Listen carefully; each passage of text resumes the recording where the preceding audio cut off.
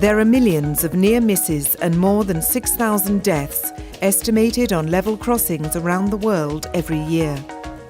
But because the numbers are relatively low compared to accidents on the roads, not enough priority is given by policymakers to improving safety. The International Union of Railways, road sector organisations, European institutions and the United Nations are committed to raising awareness about the risks, improving technology and changing behaviour.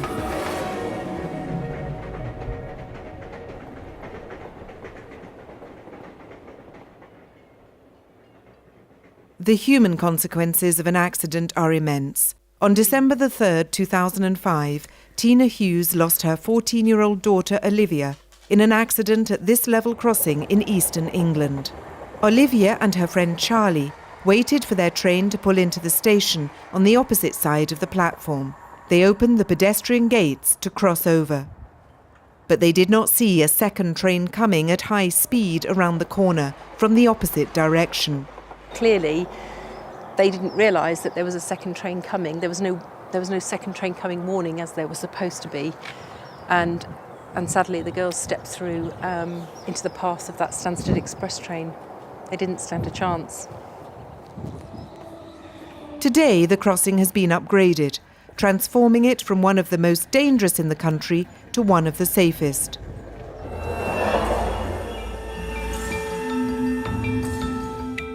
Accidents at level crossings are costly, not only in terms of human lives and injuries, but also due to material damage, environmental damage, and the costs of delays and stoppages.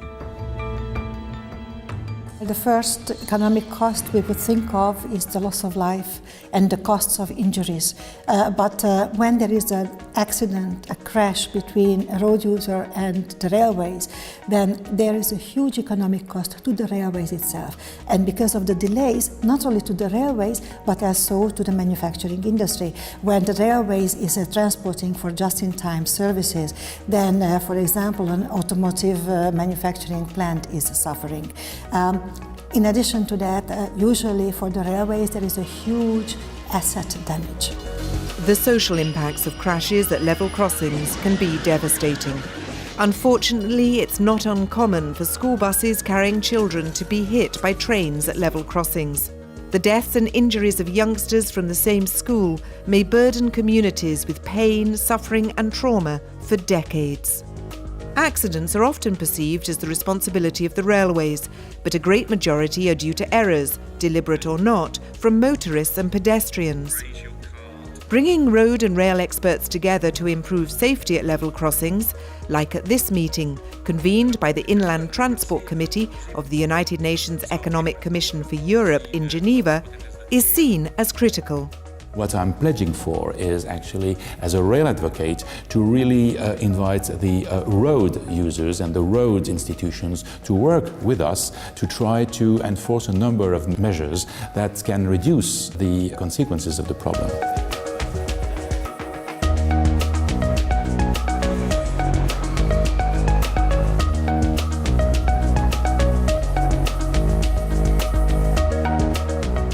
On this stretch of track in Zurich, road and rail authorities are working together successfully. There are 40 level crossings along the 13 kilometres of light railway. In 2013, there were 12 accidents, one fatal. Wir versuchen, möglichst eng mit den anderen Verkehrsträgern zusammenzuarbeiten. Das heißt, mit dem Bahnbetreiber und der Kantonspolizei versuchen wir nach sicheren Lösungen zu suchen. Zum Beispiel hier bei dieser Kreuzung hat man probiert, mit einer Grüneinfärbung eine Sofortmaßnahme zu verwirklichen. Jetzt sind wir daran zu suchen, wie wir die Anlage noch sicherer machen können in Zukunft, also mit größeren baulichen Maßnahmen.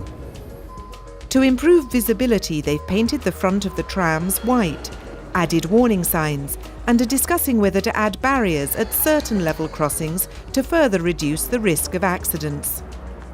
Ein Restrisiko kann nie ausgeschlossen werden. Es gibt Situationen, die man sich nicht einmal im Voraus vorstellen kann, aber wir wollen in den nächsten Jahren das Unfallrisiko um 50% senken.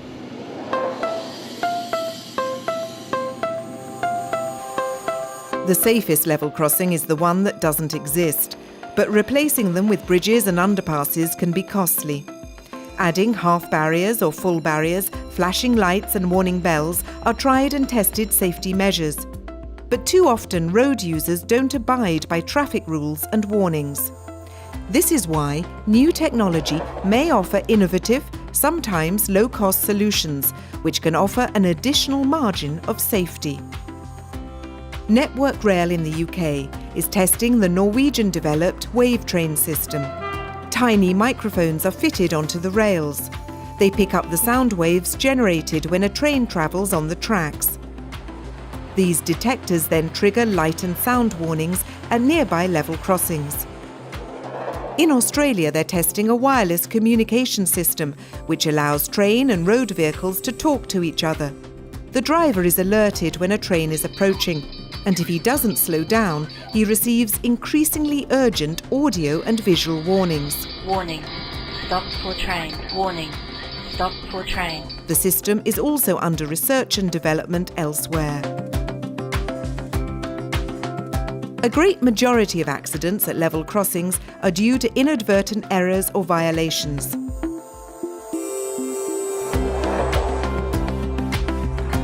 Israeli traffic psychologist Michael Calais has developed a set of visual illusions which subconsciously influence the way drivers behave. In research we did on simulators, we saw that, for instance, taking lines that become more and more narrow as they approach the level crossing make people believe they're driving too fast and they slow down. Painting on the road, making it look like a bottleneck, make people drive more in the center of the road and do that slower. Tests on the simulator show that drivers slow down by 25%, approaching a level crossing, and the Israeli authorities are trying out his recommendations. I spy with my little eye something beginning with T. Is it a tyre? No. Is it Teddy? No. It has to be a tree. We've had that. Do you give up? Yes, I do. Me too. Wait, is it tracks? Distractions can cost you your life. See track, think train. Educating the public is one of the most effective ways of improving safety. Since 2009, the International Union of Railways has spearheaded International Level Crossing Awareness Day. In Poland and Slovakia, the authorities run mock exercises, highlighting the devastating consequences of collisions. Around the year, Operation Lifesaver, based in Estonia, Canada and the US, run TV campaigns. Lase rong läbi. Sind oodatakse jõuluks koju. Well, good morning. My name is Richard Nickerson. I'm a locomotive engineer. Volunteers go into schools to encourage children to respect the rules and stay safe. It's more difficult to change the behaviour of adults, especially those who drive for a living. In Belgium, most accidents happen at the port of Antwerp, where there are some 1,100 kilometres of train tracks and some 200 level crossings. Professional drivers cross the tracks every few minutes, and some take risks so they can make deliveries on time. Eigenlijk af en toe wel, maar af en toe staan die lichten aan in Antwerpen en dan sta je te wachten en dan komt er een trein aan en dan heb je toch zoiets van, oh, ik rijd toch maar even over. Maar als er dan een overweg komt en je ziet echt in de verte geen trein afkomen, dan gaat men niet altijd aan de regels houden. Infrabel, which is responsible for the Belgian railway network, is raising awareness about driving safely through the port. It's a two-way process. They gave us many useful tips. They also said which level crossings were the most dangerous according to them. For instance, when the sun is low, they won't be able to see the light. New lights will be installed over the next 2 years, and the road, rail and port authorities are looking at other safety measures to reduce speed. If education fails, legal enforcement is the next step.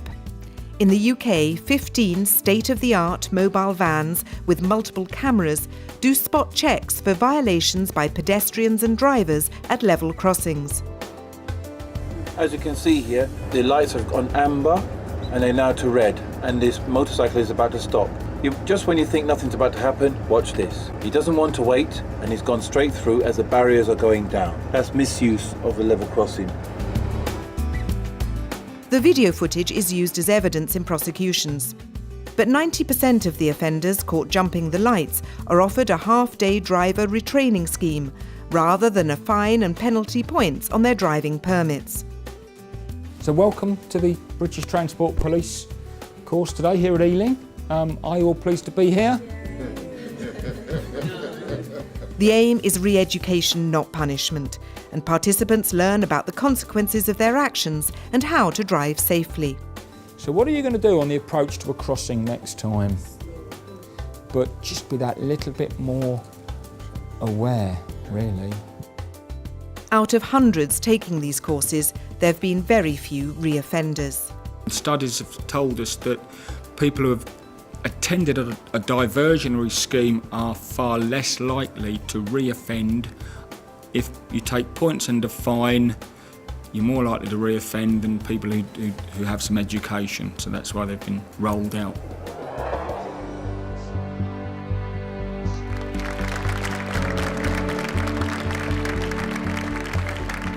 I'm here because my daughter, Olivia, the little blonde one, Committed to ensuring her daughter Olivia did not die in vain, Tina Hughes has become a safety activist. she was going off to Cambridge with her friend Charlie. And She regularly talks to Network Rail staff about the consequences of failing to manage risk. if my daughter had been hit by a car, I probably would have been able to go to the mortuary. I would have been able to go and hold her hand, give her a kiss and say goodbye. But I can tell you, I never had that opportunity, because when a child or any human being is hit by a 70-mile-an-hour train, there is not a lot left. And if any of you are operational and have been in that horrific situation, then you'll understand that that is just awful. As a parent, it's a heart-rending story, and I'm just glad that I work in a part of the company which can, in effect, close crossings and look at other options to improve the safety. I found today incredibly inspiring. It gave it human context. When you think about level crossings, you think very much around the physical element, and you think about the statistics around it. But the very fact that it's about the impact that it can have if we don't get it right, it was really moving. I'm a little bit lost for words, really.